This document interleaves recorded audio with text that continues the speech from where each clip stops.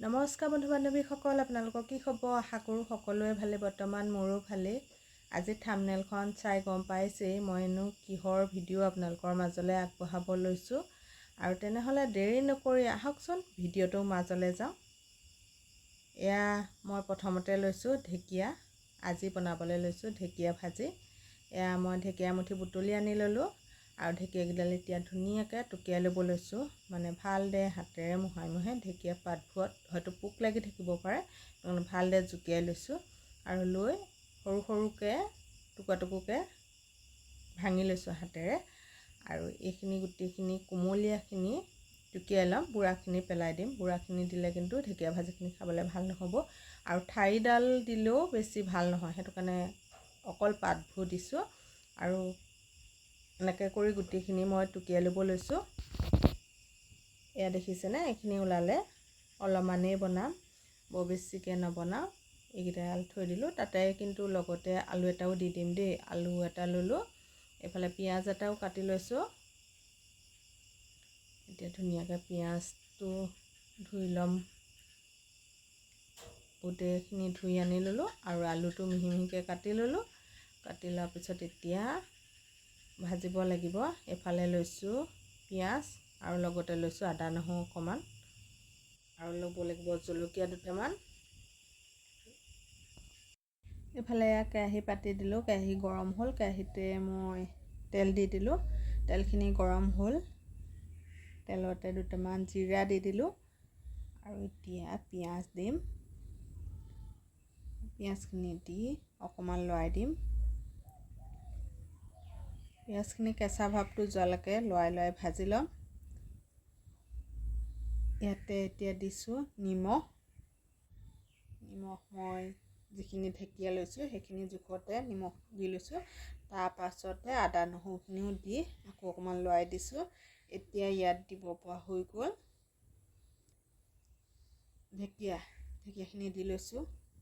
দি মই এতিয়া লৰাই দিম। গেছটো অকণমান কমাই লৈছোঁ। এতিয়া এয়া লৰাই দিয়া হৈ গৈছে। ইয়াতে এতিয়া দিম আলু এটা মই কাটি লৈছিলোঁ।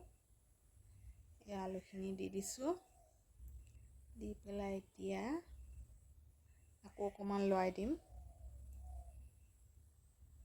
গেছটো কমাই লৰাই ভাজি থাকিব লাগিব আৰু ঢেকীয়া এনেকৈ ভাজি খাইহে বেছি ভাল লাগে। ইফালে ইয়াতে দি দিম হালধি গুড়ি আধা চামুচ লৈছোঁ। মানে ঢেকীয়াও কম যে, সেইটো কাৰণে কমকৈ লৈছোঁ। আৰু এতিয়া ইয়াত হালধি গুড়ি দি অলপ লৰাই দিলোঁ। এতিয়া লাহে লাহে টাইমে লৰাই থাকিম, লৰাই ভাজি থাকিম। একেবাৰে কমকৈ অকণমান ৰেড চিলি গুড়ি দি দিছোঁ আৰু ইফালে আকৌ অকণমান লৰাই দিলোঁ।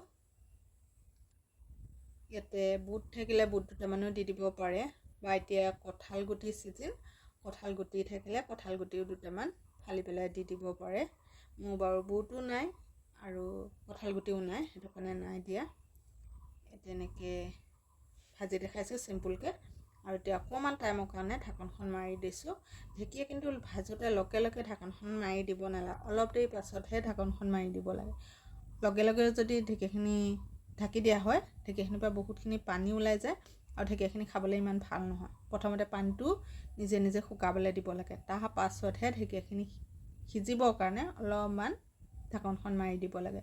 এতিয়া মোৰ ঢেকীয়াখিনি ভজা সম্পূৰ্ণ হ'বই হৈছে আৰু বেছি দেৰি ভাজিব নালাগে। আৰু আজিৰ ভিডিঅ'টো আপোনালোকক দেখালোঁ। যদিহে ভিডিঅ'টো চাই ভাল পায় লাইক এটা কৰি দিব।